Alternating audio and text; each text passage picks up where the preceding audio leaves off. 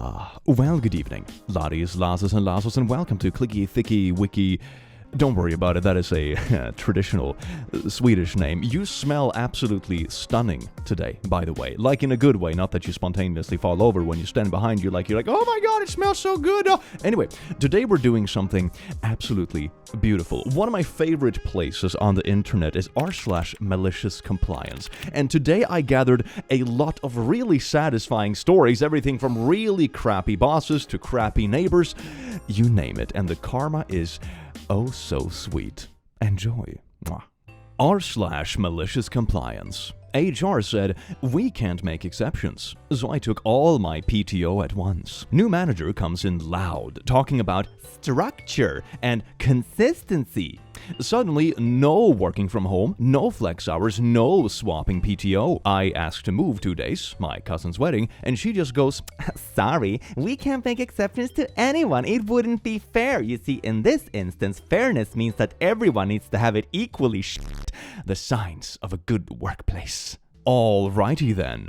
I put in a request for all 23 of my unused PTO days. Straight through end of quarter. No overlap, no coverage. It got approved in like 10 minutes. Lol. Okay. A couple of days later, she's in full panic mode. Wait, who's handling your workload? I don't know. I assumed you had a plan. No exceptions, right? She had to cover me and deal with the fallout. Stuff piled up, clients got pissy, 2 people quit. I came back to a new HR memo. Managers can now approve flexible PTO on a case-by-case basis. Turns out fair looks different when you're the one getting screwed. I was just about to ask if this was a new manager, and then I reread the first sentence. New manager comes in loud. It always seems to be a new manager when I hear these kind of stories that comes in and for no real reason changes something that have always worked perfectly fine the way it is, and they don't question why it's always been the way it is. It's more like, oh my god, I have an ounce of power. Let's f**k everything. Woo! If you are like a new manager over like anything, really, it's usually a good idea to let things run the way they have for like quite a while so you understand why they work the way they do, because otherwise there's no way to tell what is actually poopy and what your predecessor put in place for good reason.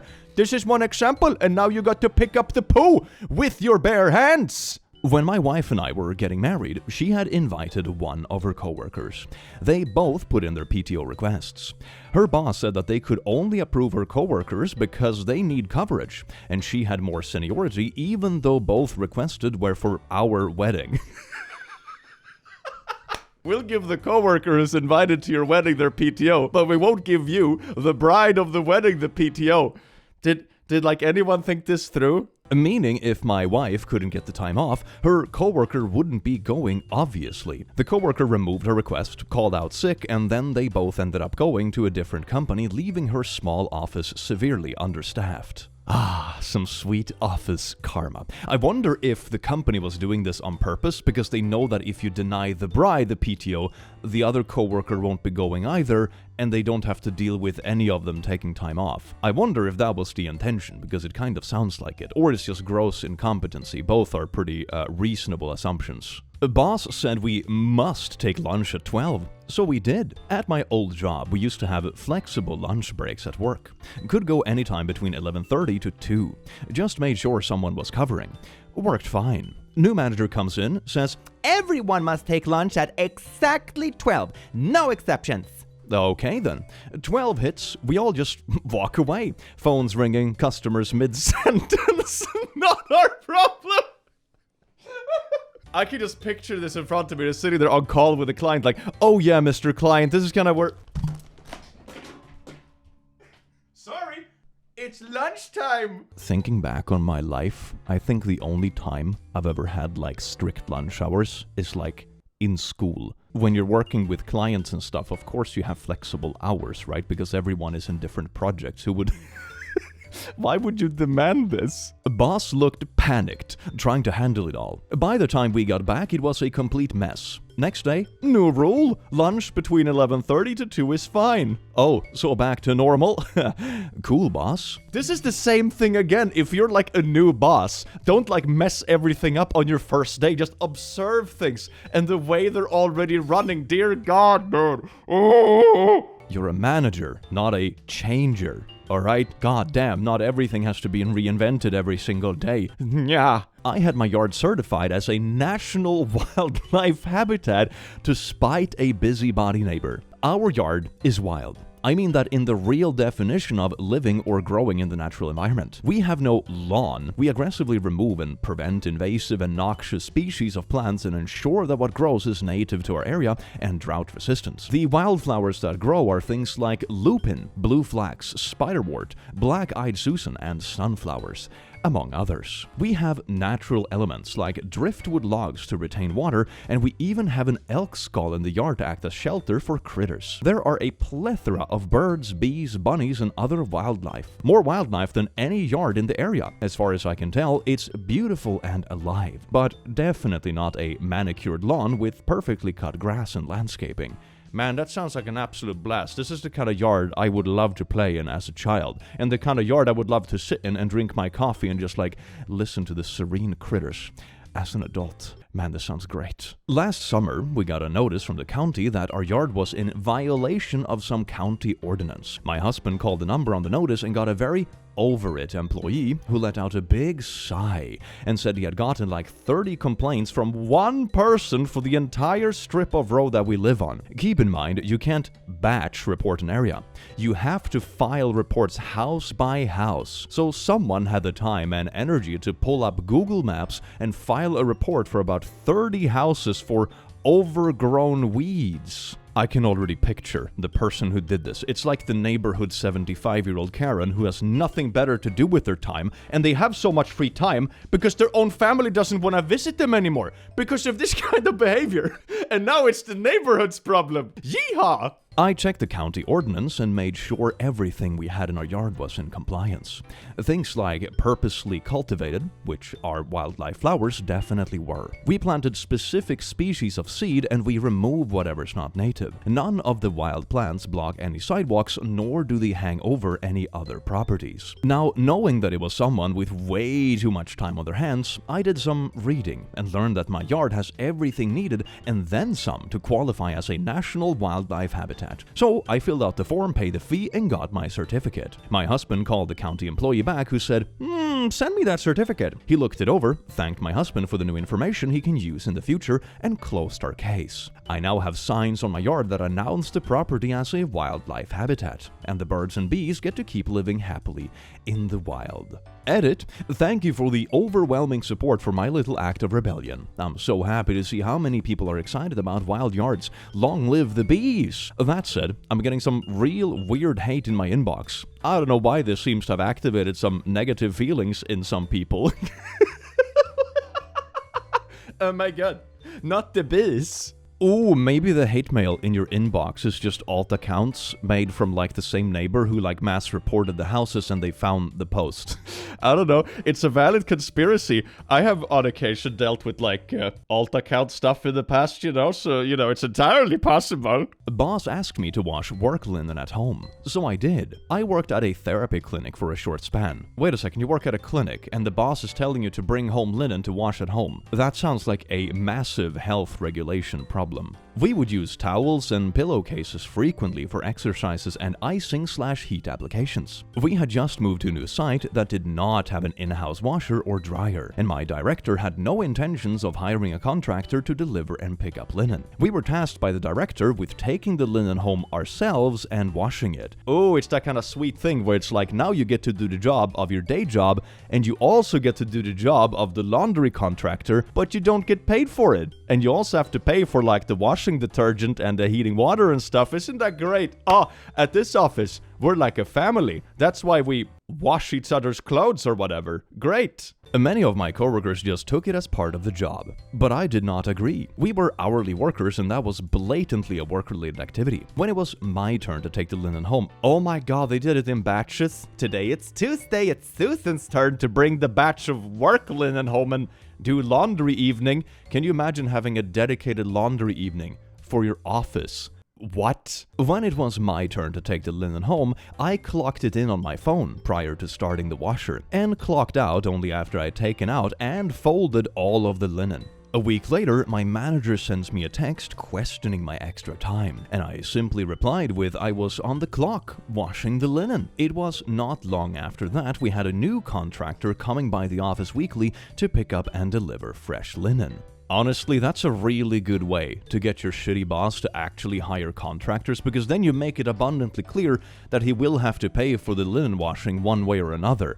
This also sounds like a huge health violation, so you could probably have reported this if he still refused to get a contractor for it. So this boss just sounds like they suck. This likely violated several health standards. Linen from hospitals and clinics are considered biohazards and need to be cleaned to a specific standard using industrial machines and detergents. Oh yes, indeed. I can also relate to my linens being classified as biohazards.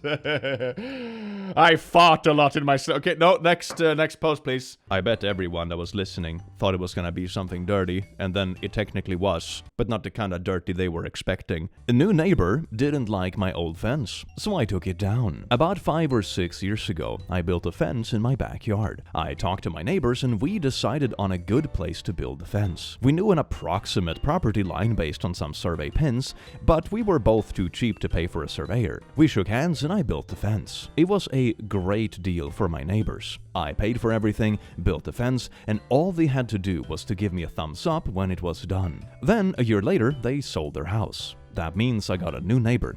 More specifically, I got Anne. Anne was from the big city. Anne was a realtor. Anne had flipped 8 houses in 12 years. Anne loved this new house and planned on staying for a long time. And Anne had a dog. Razzie was a German Shepherd mix that spent most of his days outside while Anne went to work. Razzie was aggressive towards children, animals, insects, and any plants that waved in the breeze. Razzie also, as Anne once told me, loved to chew on furniture. That's why Razzie stayed outside so much. Oh yes, indeed, just spoiling the neighborhood to Razzie's presence when they were running around chewing and barking on everything. Oh, that sounds absolutely amazing, and they're doing that like 12 hours a day as well. What a wonderful neighbor. If you're gonna get a dog, okay, no matter the size, raise your dog. Otherwise, get a pet that doesn't require like that sort of like disciplining and racing, like, I don't know, bunnies or something. You know, if you get a dog, there are certain responsibilities that come with it. I mean, I love dogs, but Razzie sounds like a nightmare. About 6 months after Anne moved in, I saw a surveyor walking around in my neighborhood, and he was paying special attention to my backyard. The next day, Anne showed up at my front door with a stack of papers and asked me if I was going to pay her for the 9 inches that my fence was encroaching onto her property. As a non-American, how much is 9 inches in non-freedom units? Oh, wait, sorry. In centimeters. 22.86 centimeters. Bruh. I explained the handshake deal with my last neighbors, but she was having no part of it. She wanted the fence moved or she wanted money. No discussions. She had spoken to her lawyer friend and was perfectly happy to take me to court over the fence. Some people don't have real problems in their lives. I swear to God. She told me, I don't know how you guys do it out here in the sticks, but where I come from, we follow the rules.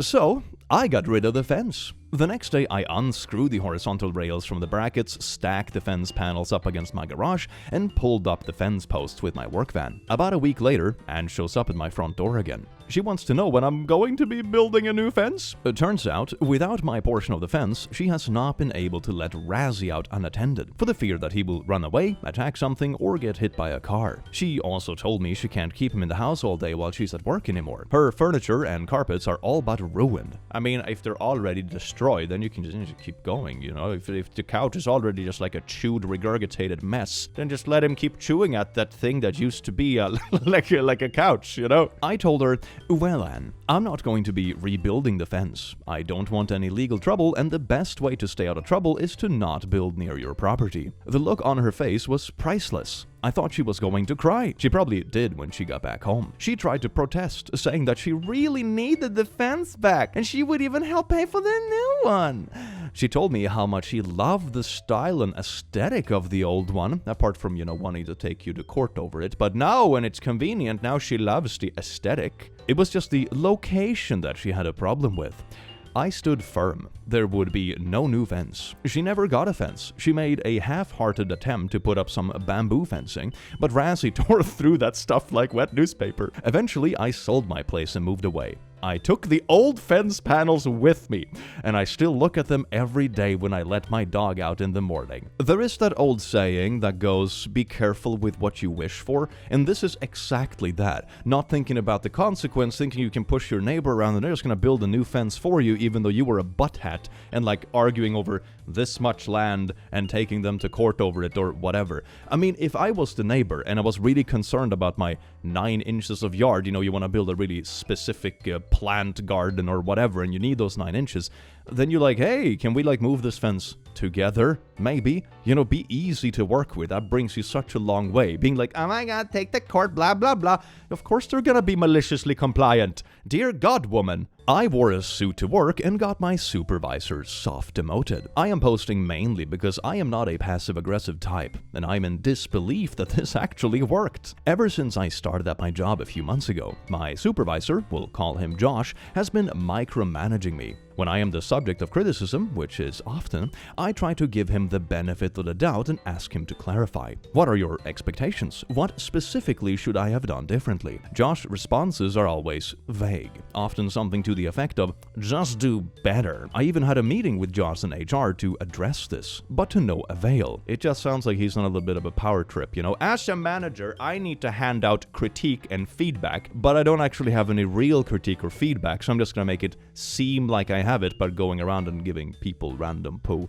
That's not very nice, Josh. Like, if there is nothing to manage, maybe you don't need to be a manager. Just a thought. Yesterday, Josh comes to my desk to tell me I need to dress better. Now, I work at a small company, and the vibe is unusually casual. A not insignificant number of people come to work wearing jeans, hoodies, t-shirts, and/or baseball caps. I have never worn a hat to work, and I make a point of wearing a button-up shirt with a collar every day. This particular day, I was wearing a long-sleeve button-up flannel, chino pants, and Adidas Gazellers. Other days, I was wearing loafers and dress shirts that are all tucked in. So I asked Josh to clarify. Should I be wearing dress shoes, dress shirts, tucked in? What specifically do you want me to change? Josh tells me I just need to dress better and that I should talk to HR for clarification. So I go into HR and ask, what is the dress code? I get a standard answer, pants, closed-toed shoes, no sleeveless shirts, etc. I ask, have I ever worn anything to work that poses a problem? HR says, no,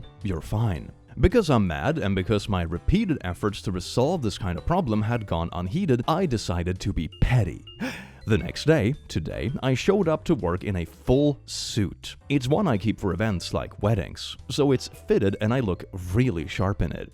It's also wildly and conspicuously overdressed for the office I work in. I had several interactions with people coming to my desk to comment on my outfit and ask what the occasion was. When anyone asked, only if they asked, I told them I had been told to dress better. This was always met with disbelief and incredulity. 2 people even said they liked the way I dressed normally. When anyone asked me who the order came from, again only if they asked, I told them it came from Josh. I was expecting to pull my little stunt for a week just to prove a point, and then go back to wearing what I had been wearing before. Word got around the office fast apparently, because the CEO, Josh's direct boss, came to my desk later in the day to tell me I would be reporting to him now, and that he would be having a talk with Josh about this and other issues. It's important to note that I was Josh's only underling. Josh really had one person he was the boss over. One single person, which was probably something like, oh, this person is more junior than Josh, he can take them under his wing or whatever.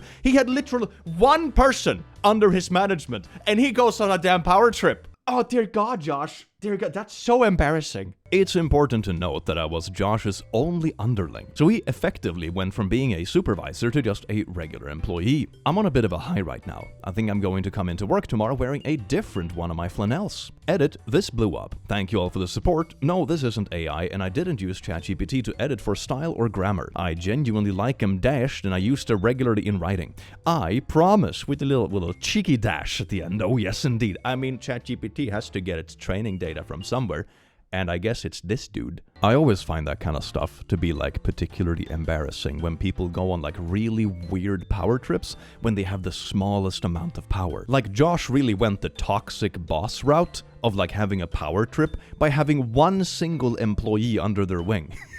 They were a manager for one person and their ego couldn't handle it. Man, that's so embarrassing. Oh my god. Show up 30 minutes early. Sure, Dave, as long as you do too. I am 15 years old and work as a soccer referee. I will normally arrive 10 to 15 minutes early to a game, which is plenty of time to check in with players from both teams and make sure the field is in proper playing condition. One game I showed up to as an assistant referee, AR, my center ref, 18-year-old, let's call him Dave, told me that all refs had to arrive 30 minutes early to every game. I know this is not true and stayed silent. We ref the game as usual and returned to where we put our stuff at the end of the game. Dave told me that because I didn't arrive 30 minutes early, he would mark that I didn't show up, basically telling me I wouldn't get paid for the game we just worked. I complained that that was a rule that he made up. He left the game without saying anything else. Figured that would be all. Note, if you referee without any ARs, you will get paid like $5 more. I think this was Dave's plan. That is so scummy, so he will actively sign the other referees as no-shows, so he will get $5 extra for being like the only referee, so you have to work harder or whatever. That is so scummy. When I got home, I made sure to sign up to be a center referee at every game where Dave was an AR. Poor Dave showed up to his next game 15 minutes early, which is absolutely unacceptable. I said nothing the whole game, but only marked him as absent, which means he wouldn't get paid. This went on for a week and a half until his paycheck came in, and he was about $120 off of what his total should have been. I did make sure every game that David was less than 30 minutes early. Dave emails one of the main referees, who runs everything, to see what the problem was. One of the main referees, let's call him John, told Dave that he wasn't there, so he wouldn't get paid. Dave put 2 and 2 together and realized what I did. Emails were sent between Dave, John, and I until John had a full story. Dave was fired for making up rules, and I got paid for the first game with Dave. Don't take advantage of young people. Take that, Dave. Edit. Don't take advantage of people. Not saying just young people. The fact that the edit is necessary is so like typical internet stuff, I swear to God. It's like, the moral of the story is that don't try to exploit young people who may or may not know better. And it's like, don't you realize that there are other people in the world that aren't only 15-year-olds that could... Yeah, but the specific story was about a 15-year-old. My God, internet.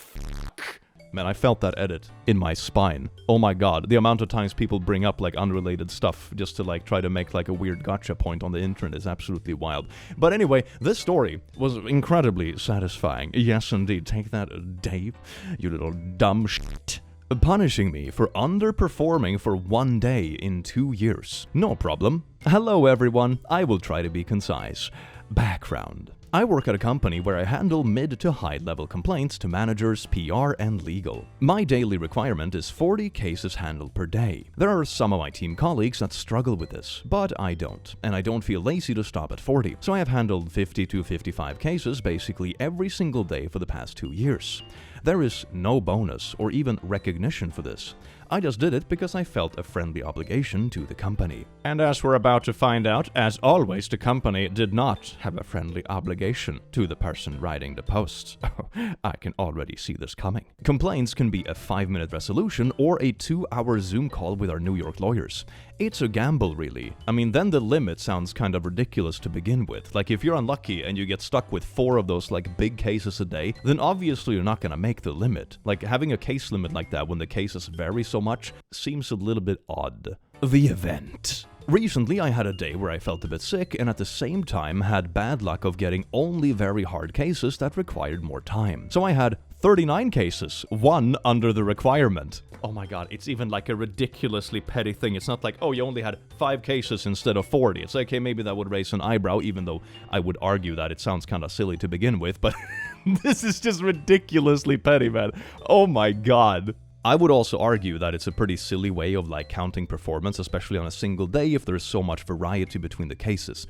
Then it would be better to have like a weekly basis on it, like, oh, 200 cases in a week instead of 40 cases a day. you know? Because then, even if you have one day in the week where you're unlucky with only difficult cases, maybe you will have another day when you can do more cases because you only have easy ones, you know? The bigger the time frame, the less variance, you know, the more it averages out statistically over time. So this sounds really silly and weird to begin with. I thought nothing of it, as my weekly averages are way off the charts, 50 plus as usual. The very next day I felt better and went back to my usual high numbers. Come Monday, I had an emergency one-on-one with my manager, where I was informed that I had to attend a 3-day workshop/seminar on how to best meet requirements, because I underperformed last week. You see, this is what I mean, that this KPI system is just so bad to begin with, because you look at high variance on individual days instead of averages over longer periods of times, right? If you looked at the entire week, you could see that this employee had done like 300 cases instead of the expected 200 ones, right? But instead, you look at like individual small time frames and be like, oh, overperforming, underperforming, right here, 1 case too little, 3-day workshop. Oh my god, I'm getting a headache just fantasizing about this. My jaw dropped, and I asked why they don't count the weekly, monthly, and yearly numbers. Exactly! That's what I mean. Even me, who's not working in this office, can already tell, like, the difficulties with this system. To which I was told that the daily requirement is 40, and this is standard practice, nothing we can do. Just because something is standard doesn't mean it's good. I mean, a few decades ago it was standard to like smoke indoors at restaurants and inside of cars with small children. Just because it was like standard practice or whatever doesn't mean lung cancer is good for 5-year-olds. Basically, it was a workshop for underperformance who had 20 to 30 out of 40 cases daily. It was nothing hard, but I did need to drive there for 3 days after work and listen to HR guys giving bad advice, as they never actually handle the cases IRL. It's always like that. These kind of courses and lectures and stuff are always by the people who don't actually do the job. And I had to talk about what I will do to improve my numbers and reach the 40s, a little punchline right there, as the nonsense HR talk calls it. This made me lose hours and hours of my free time, and I was livid. After it was over, I had a long think and decided I will do exactly that. I will reach the 40, and that's it. The aftermath. For the past few months, I got into work, I handled the 40 cases, my daily requirement, and then I do nothing for the rest of my shift. I have had multiple one-on-ones with my manager during this time, and I am constantly asked, "Is something wrong?" To which I naively reply, "No." Am I in trouble? Am I underperforming? And then of course they say that I'm 100% within daily requirements, and that way I shut the conversation down. This is real life, so I can't really say a clever comeback or something like that, but I do keep playing the fool, that I have no idea what is wrong now. But I do find satisfaction in knowing that they got used to my overachieving and are now suffering for the lack of it. Before Easter, they put up an internal ad for promoting another 2 managers. So my guess is how that is the number of people they will now need to pay extra, just because they lost me as an overachiever. And they lost me for no other reason than their own stupidity. Thank you all. I hope I did not bore you. I think this story is also a very nice lesson about the disconnect between different company departments, and also when people get too blinded by just key performance indicators and they look at very specific numbers that are way too zoomed in and too specific and don't look at the bigger picture or anything. I have dealt with similar things in my professional life, not exactly this, not this like on the nose and frustrating, but similar things when people get like too hung up on like odd metrics, and it's like, well, the client is happy, we're making money, everything is working, why are we caring about this thing that doesn't actually matter? Like, it's kind of wild. So, yeah, now instead of dealing with that company stuff, I just have to deal with random demonetizations, which is, yeah, every job comes with its little fun times, doesn't it? I can't give students a 0 for using AI unless I have proof. No problem. I am a high school English teacher. I have 2 major annoyances when it comes to kids during work. First, a lot of kids don't read or listen to directions. Assignment instructions are written on their papers, and I read them out loud, but I still have the students asking me, "What are we doing?" That's no big deal though. It's a pretty normal thing to deal with as a teacher. The real issue bugging me is the students cheating on writing assignments using ChatGPT. I am pretty good at spotting AI-generated essays, but the problem is that when I try to accuse students of using AI, they deny it. They act outraged that I would accuse them even though we both know they're playing dumb. I usually just give them a 0 and move on with my life. But there's always the fear that one of them might take the issue to administration. If they did, I'm not confident that admin would back me up. It's hard to prove something is AI generated, and these days the higher-ups are more likely to side with the student. And also, like, if they're slightly more on the older side, they may not be as up to speed with, like, the common AI giveaways, you know? So that can also be difficult trying to convince someone something is AI when they can't really intuitively tell. The same thing with, like, AI image generation. It's very easy for me, for example, to recognize most images that are AI generated because they all follow a very similar template and have the same quirks, right? Even if you can't find, you know, the most obvious stuff like extra fingers and that sort of thing, you know? So there is a very big intuitive aspect to it, but trying to, like, prove that to someone that don't get it can be pretty difficult. So I hatched a plan. I gave an open-ended creative writing assignment. The directions said to write a story about anything you want, and then answer some questions about the story you wrote. The thing is, when you ask ChatGPT, tell me a story, it always spits out the exact same story, about a girl named Elara who lives in the woods. Once upon a time in a small village, yadi hooby booby looby. So in a slightly smaller print under the instructions, I wrote, if your main character's name is Elara, minus 99 points. Lo and behold, I got 1 or 2 kids turning a story about a girl named Elara who lives in the woods. When I turned back the paper with a grade of 1 out of 100, because I find that stings more than a 0, the kids predictably asked why, and all I had to do was to point to the instructions that they didn't read, that there was no need to mention AI. We both knew what they did. That is so sneaky. That is so sneaky. You don't even have to make an argument about AI. That is smooth. Edit, for people saying they tried ChatGPT and got a different story/name, I don't know why it's inconsistent. All I know is that I get the same story every time, and so do my students. The paragraph I put in the post was copied from ChatGPT directly. I discovered all this when a student submitted that same story earlier in the year for a different creative writing assignment. I mean, I guess it can be due to a lot of things. Maybe it's like the ChatGPT version, because this story is like a few months old. Maybe it's due to like the region you're in, like, you know, some kind of IP thing when you punch the story in and it will use like some traditional name from the region. I don't know. It can be a bunch of different things. AI is weird, man. But it's a very funny thing to find out and then using it to bust students to use AI. That is very funny. When I was in college, I had an ethics professor catch a student cheating. Oof, that is also kind of ironic, like plagiarizing in an ethics class. Aw, man. This was way back before AI, but people could still find papers online. The student denied he cheated, but the professor showed him where he found it online and pointed to the name of the author.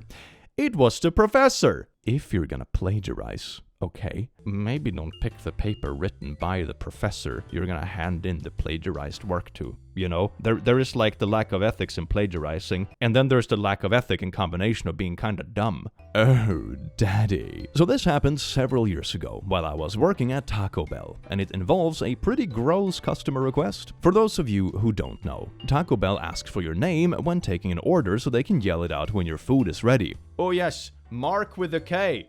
We got a coffee for Kark. Is there a Kark here? One particular customer, a dude in his 40s wearing camo, decided to abuse the rule. When asked, he told the cashier his name was Daddy.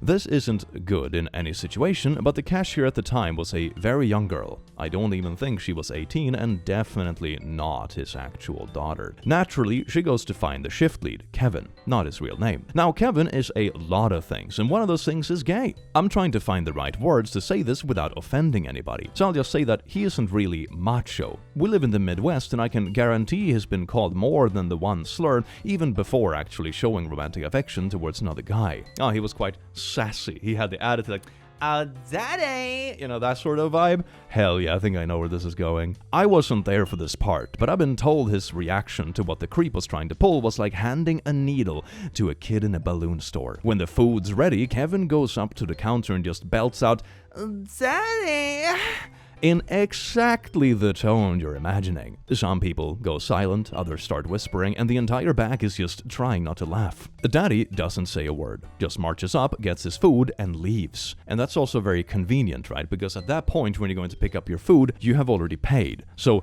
daddy, in this instant, wouldn't really want to pretend this has nothing to do with him and avoid the embarrassment, because then he loses the food he paid for, right? So at this point, he can only choose between skipping out on the food he already paid for or embrace this embarrassing karma that he brought on himself. Employers, careful what you wish for. I'm an emergency physician.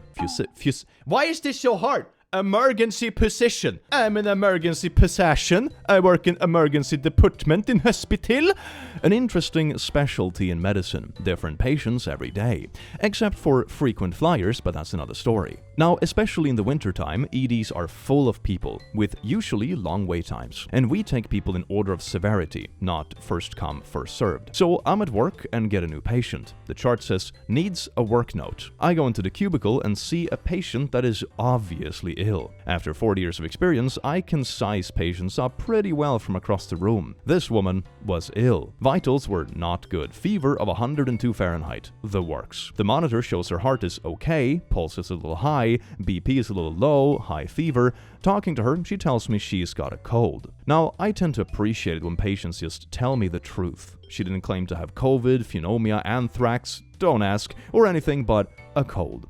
Which, being a virus, there is not a hell of a lot I can do for her. So I ask her why she came in. It turns out she's been ill for 2 days. Her fever is actually down with her taking Tylenol and drinking fluids. No kidding. And her employer wants a doctor's note for more paid time off. This woman waited in the emergency department waiting room for, checks the record, 5.5 hours to get a goddamn note for work? Not her fault though. So she spent almost an entire workday just in a waiting room while sick to get a note to not have to go to work while sick. Man, what a great system. Not her fault though, it's her employer's. So I ask her how much time they will give her paid off. There is no limit, she said. I just need a doctor saying I need it. Got it. So she went home with a lovely note giving her 2 weeks off with pay and instructions to return for additional time if she needs to recover. I really hate employers that demand asinine notes like this. Fight the stupidity. Oh, I remember I was stuck in something like this years ago, not because of paid time off, but because of a plane ticket I missed out on because I got the flu. Not even a cold, I was like, high fever, proper like yearly flu kind of shit. And they demanded for me to get like my insurance paid out for this plane ticket I missed. I had to go to the doctor so they could confirm I had the flu. This was pre-COVID, mind you. And I was like, this is so incredibly dumb. I'm gonna have to go to a doctor, potentially infect a bunch of people with the flu in the waiting room that might be old and whatever, so I can get this like note for it. So I think I like put on a face mask and all that kind of jazz and tried my best to like not be infectious. But like that part of the system is so dumb. Like you're going to somewhere to get people sick and like spend a bunch of time in a waiting room or something instead of just recovering.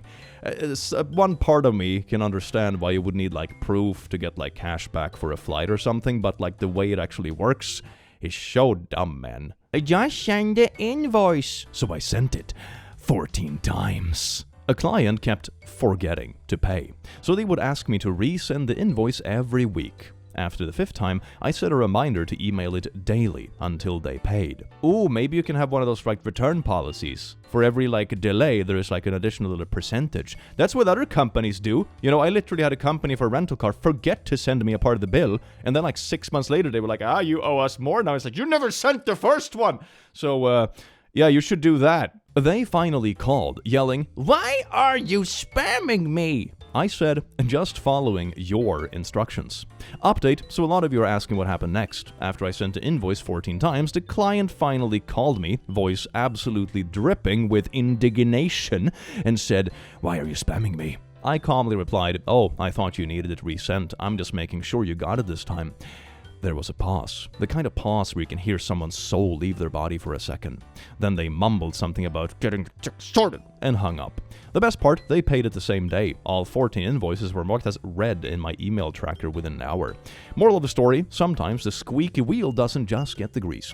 It gets paid. Years ago, I hired a guy to shovel snow while I was on holiday. I gave him half up front and agreed to pay the rest on my return. He didn't shovel once, and it snowed daily. I texted him, he told me to go F myself. This was in the early days of smartphones. I had one, he did not. He was not adept, or his phone was incapable of blocking my number. I downloaded an app to schedule messages. End of the day, I sent him a message that said, "It's the end of the day, remember, you had a chance." I sent it to message him every hour that he needed to pay me back, or the frequency of messages would increase. He messaged me in the morning to go F myself. I set it for every 15 minutes. He messaged me by noon that he spent the money and he couldn't pay it back. I changed the message to say, "You shouldn't spend money you didn't earn, pay me back," and set the timing for every 5 minutes.